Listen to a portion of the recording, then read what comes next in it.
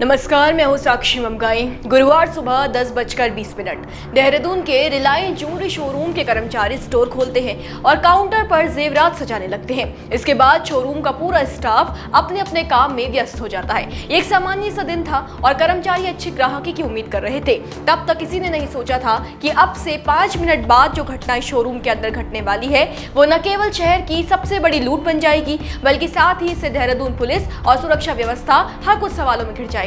सवाल है कि स्टोर के अंदर हुआ क्या, कैसे हुआ, 32 मिनट में ऐसा क्या क्या घटित हुआ जो शोरूम के कर्मचारियों और ग्राहकों के लिए किसी बुरे सपने जैसा था। और हाँ, इस वारदात से राज्य की कानून व्यवस्था कैसे सवालों में आई, तमाम जवाब जानने के लिए रिपोर्ट देखिए।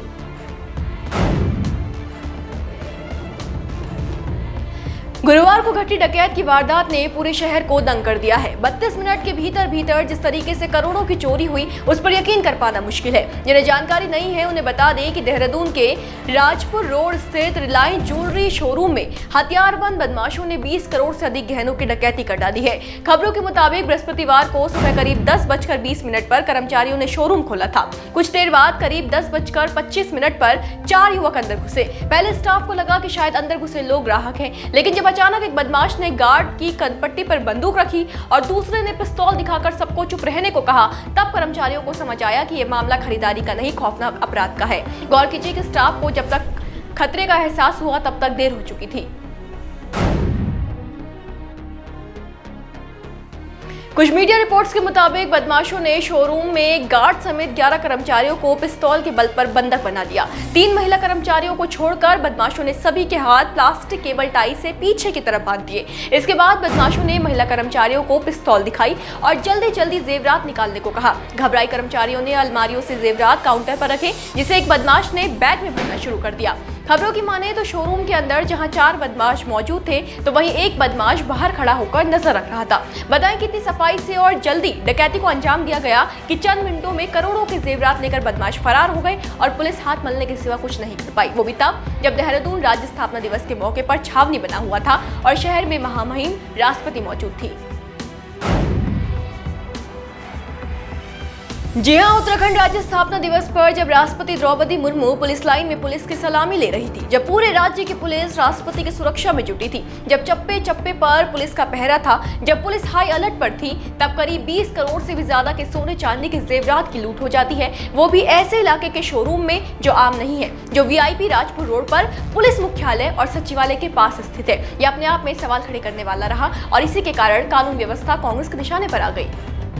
उत्तराखंड सरकार के लिए कितनी शर्मनाक बात है कि वो देहरादून, जहां सारे मंत्री संतरी, राज्यपाल, मुख्यमंत्री सब रहते हैं, और तो और पुलिस प्रशासन के सारे आला अधिकारी जहां पर तैनात हैं, वहां दिन दहाड़े उनकी नाक के नीचे रिलायंस शोरूम से करोड़ों के गहने और जेवर डकैत ले जाते हैं गन पॉइंट पर। ऐसे में मुख्य विपक्षी दल कांग्रेस पार्टी बहुत लंबे समय से इस बात को कह रहा है कि प्रदेश में कानून व्यवस्था पूरी तरह से पटरी से उतर चुकी है, लेकिन कोई इस तरफ सुध नहीं ले रहा है, ध्यान नहीं दे रहा है। और आज ऐन दिवाली के वक्त रिलायंस शोरूम में इतनी बड़ी चोरी बताता है कि देहरादून के लोगों का चैन और आराम बहुत जल्द खत्म होने वाला है, क्योंकि पुलिस प्रशासन की ये नाकामी है कि उनके सामने दिन दहाड़े इस तरह से डकैती हो रही है। क्या पुलिस प्रशासन का डर, भय और रसूख इन अपराधियों के मन में होगा, कितना वो घबरा रहे होंगे पुलिस प्रशासन से, ये उस बात की तस्दीक करता है। तो कांग्रेस को लगता है कि दिन दहाड़ी डकैत कितनी बड़ी वारदात को अंजाम मिलना बताता है कि देहरादून के लोगों का चैन और आराम खत्म होने वाला है, क्योंकि अपराधियों के मन में पुलिस का डर समाप्त हो रहा है। अच्छा, मामले में भाजपा की प्रतिक्रिया भी जान लीजिए। पहली बात तो कांग्रेस के किसी अध्यक्ष ने ये नहीं कहा, किसी प्रवक्ता ने ये नहीं कहा कि राहुल गांधी आपस में मिले हैं, बातचीत की है। किस समाचार की पुष्टि हो रही मैं कह नहीं सकता हूँ, लेकिन मिले हैं तो भाई भाई से मिला, मुझे इसमें सबको स्वागत करना चाहिए। इसकी टेंशन कांग्रेस को क्यों हो रही है? आपको जाते जाते बताते चले कि देहरादून में गुरुवार को ज्वेलरी शोरूम में हुई डकैती की वारदात को लेकर मुख्यमंत्री पुष्कर सिंह धामी ने भी गहरी नाराजगी जताई है। उन्होंने इस मामले के जल्द से जल्द खुलासे के निर्देश पुलिस अधिकारियों को दिए हैं। इसी के साथ देहरादून के इतिहास की सबसे बड़ी चोरी कही जा रही इस वारदात के पीछे के लोगों को पकड़ने के लिए पुलिस ने भी धरपकड़ तेज कर दी है। देखना अब यह है कि दिवाली के समय इतनी बड़ी डकैती को अंजाम देने वाले बदमाश कब, कैसे और कहां से पुलिस के हत्थे चढ़ते हैं। जिस घटना ने कानून व्यवस्था को विपक्ष के कटघरे में लाकर खड़ा कर दिया हो, उसे कितनी जल्दी पुलिस सुलझाती है, इस सवाल पर हमारी नजर रहेगी। आप भी अपडेट मिस न करें, बने रहें देवभूमि इनसाइडर के साथ। ही डाउनलोड करें देवभूमि इंसाइडर।